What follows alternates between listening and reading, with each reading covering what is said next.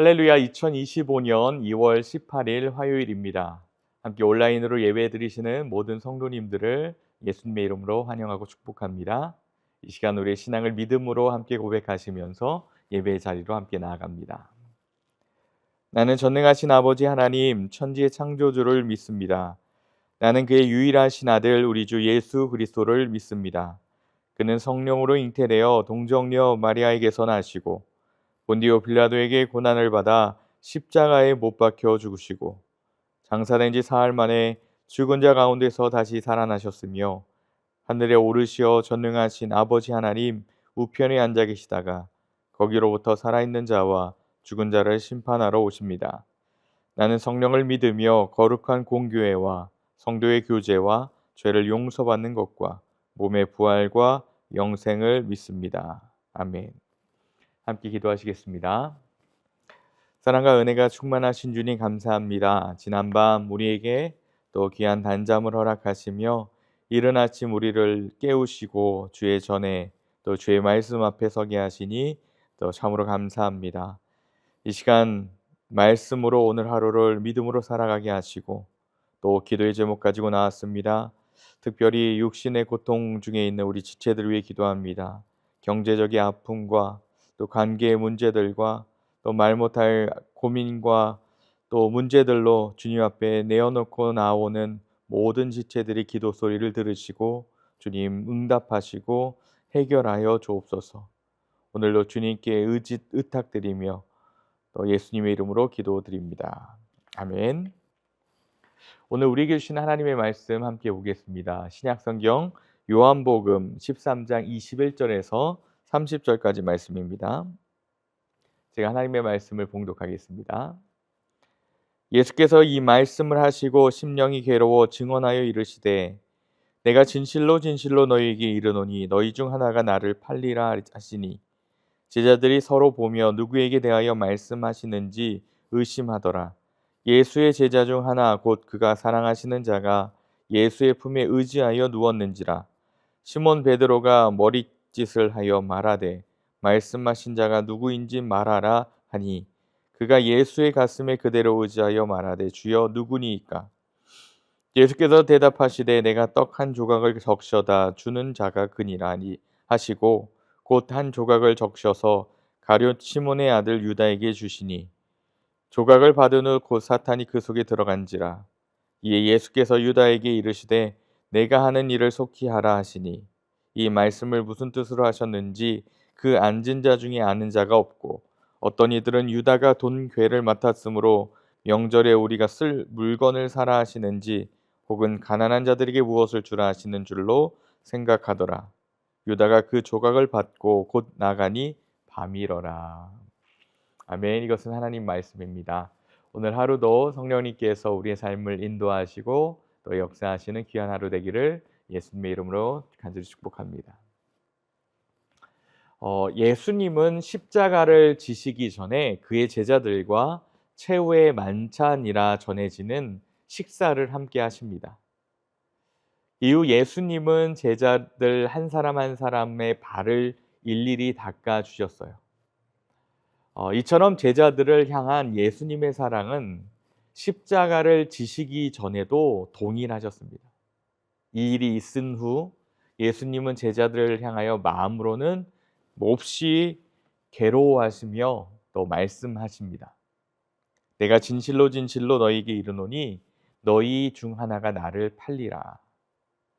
우리 한글 성경에는 나를 팔리라라고 직접적으로 번역되어 있습니다만 이는 직역을 하면 너희 중 하나가 나를 배신하리라라는 의미입니다. 예수님께서 이 말씀을 하셨을 때 12명의 제자들은 서로 얼굴을 쳐다보며 매우 놀랐을 겁니다. 지난 3년 동안 목숨을 걸고 예수님을 따라다닌 사람들이죠. 이 3년이란 긴 시간 동안 예수님과 동거동락해온 또 하나의 가족과도 같은 이 무리 중에서 예수님을 팔아넘기는 배신자가 있다는 것은 이 제자들에게도 매우 충격적인 일로 다가왔을 겁니다. 22절을 보면요 이렇습니다. 제자들이 서로 보며 뉘게 대하여 말씀하시는지를 의심하더라.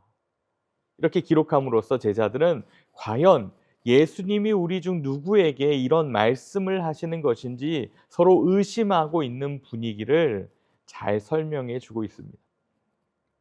요한복음을 기록한 이 사도 요한은 예수님 곁에 기대어 앉아 있었어요. 시몬 베드로가 사도 요한에게 고갯짓을 하면서 예수님께서 누구를 가르쳐 말씀하시는지 여쭤봐라 이러는 거죠. 이 25절에 예수님께 물어봅니다. 주여, 그 사람이 누굽니까? 그러자 예수님은 26절에 말씀하십니다. 예수께서 대답하시되 내가 한 조각을 찍어서 주는 자가 그다라고 말씀을 하십니다. 이 장면을 읽는 우리들은 이 당시 식사 문화를 좀 이해할 필요가 있습니다. 전에도 담임 목사님이 말씀하셨지만 이 시대에는 빵을 먹을 때 찍어 먹을 수 있도록 또 올리브 기름을 넓적한 그릇에 담았습니다. 그리고 그 올리브 기름에 식초를 좀 탄다고 해요. 그래서 빵을 그 소스에 찍어 먹었었습니다.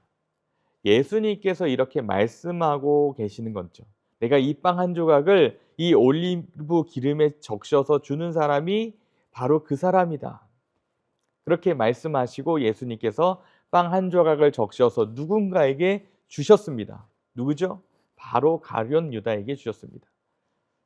이 본문을 우리가 그날 삼자의 입장에서 한번 상상해보고 지켜본다고 한번 생각해 봅시다.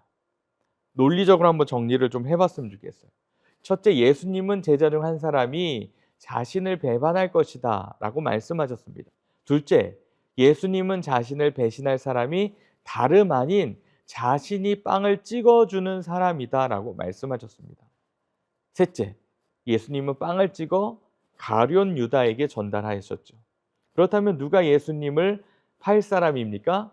가룟 유다 아니겠습니까? 이것은 논란의 여지가 없습니다. 그런데 놀랍게도 성경은 말하기를 제자들이 예수님이 왜 가룟 유다에게 빵을 주셨는지 알지 못했다고 기록하고 있어요. 28절과 29절에 보면 이 말씀을 무슨 뜻으로 하셨는지 그 앉은 자 중에 아는 사람이 없다라고 말하고요. 어떤 이들은 유다가 돈깨를 맡았으므로 명절에 우리 쓸 물건을 사라 하시는지 혹 가난한 자들에게 무엇을 주라 하시는 줄로 생각하더라라고 말씀합니다.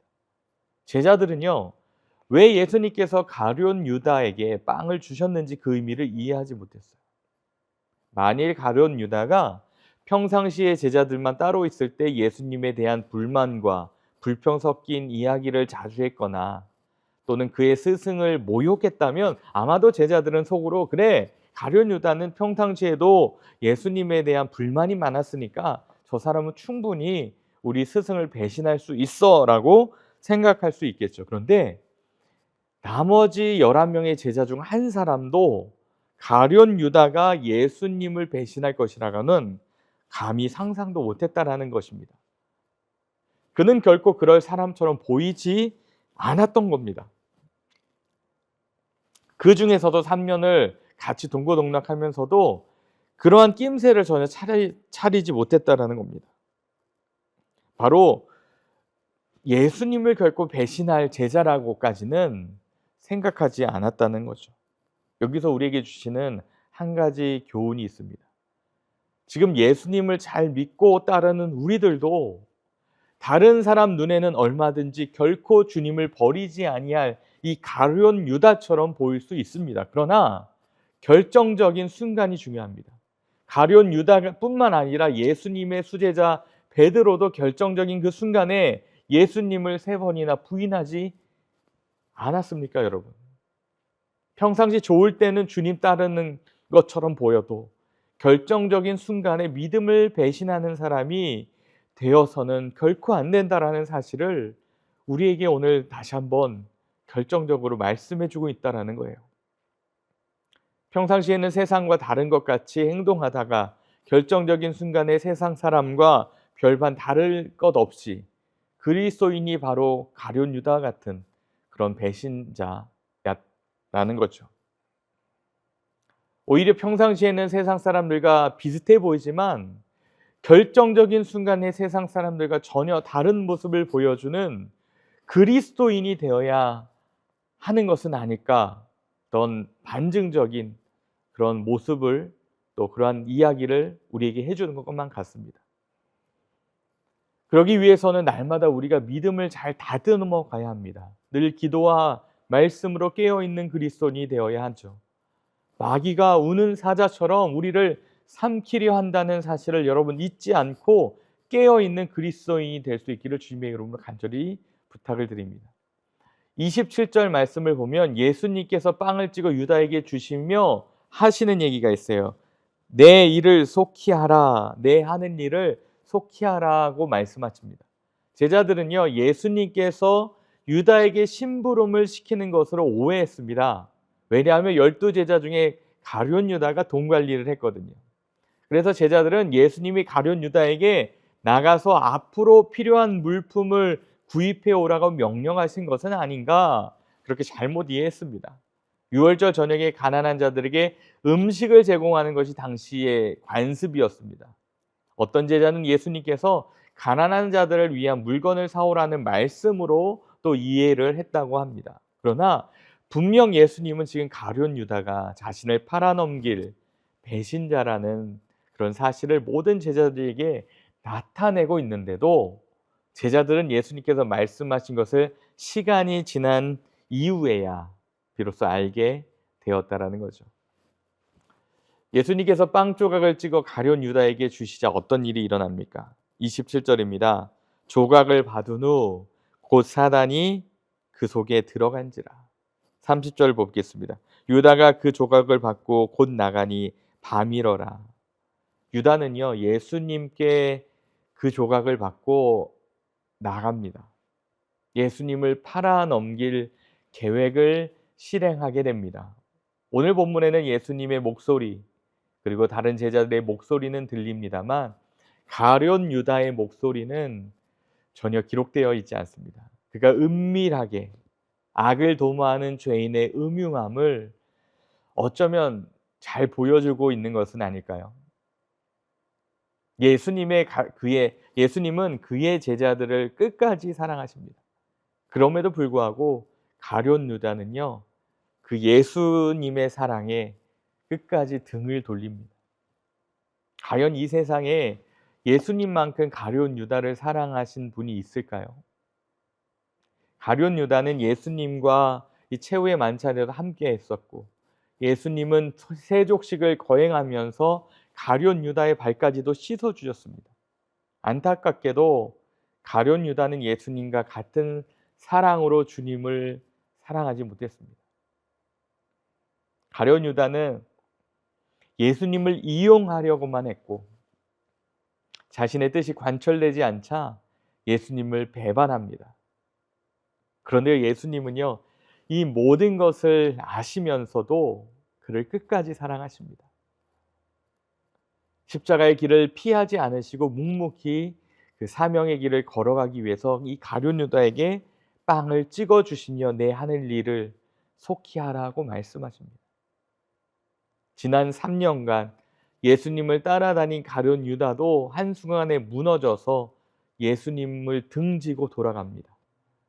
사랑하는 동양선교교회 성도 여러분, 우리들은 끝까지 주님을 따라갈 준비가 되어 계십니까?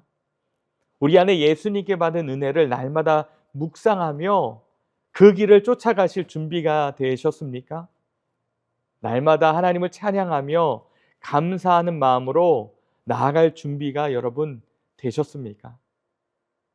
사망과 어둠을 이기신 빛으로 예수님 안에 머물러 있는 것만 이 어둠을 물리치는 방법입니다.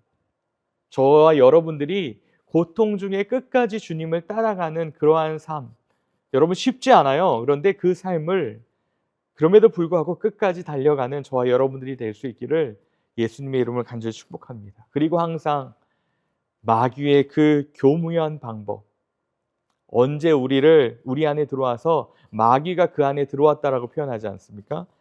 우리 안에 들어와서 예수를 부인하게끔 만들지 모릅니다. 그래서 항상 깨어서 기도하고 근신하며 주님을 바라볼 수 있는 오늘 하루 되기를 예수님의 이름으로 간절히 축복합니다. 우리 함께 기도하시겠습니다.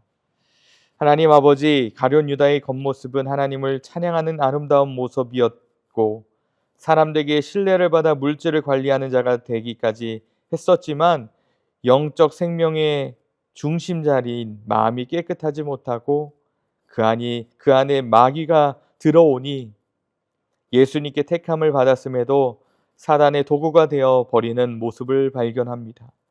주님, 우리의 믿음이 어떤 믿음입니까? 하나님의 뜻을 알고 행하는 삶을 살 수 있도록 우리를 인도해 주옵소서. 항상 근신하고 깨어 있어서 정말로 주님과 함께 동행하며 우리의 연약한 믿음이지만 주님께서 맡기신 사명을 잘 감당해 나가는 우리 동지들 될 수 있도록, 믿음의 사람들 될 수 있도록 하나님 인도하여 주옵소서. 예수님의 이름으로 간절히 기도드립니다. 아멘. 이 시간은 개인 기도의 시간입니다. 계속해서 함께 기도의 자리로 나아가시겠습니다.